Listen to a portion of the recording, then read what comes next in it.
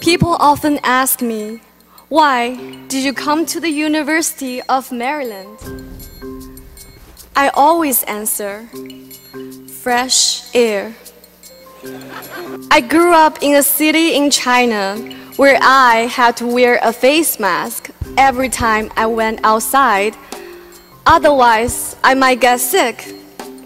However, the moment I inhaled and exhaled outside the airport, I felt free. No more fog on my glasses, no more difficult breathing, no more suppression.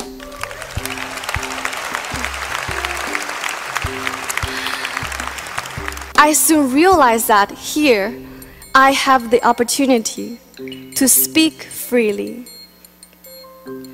My voice matters.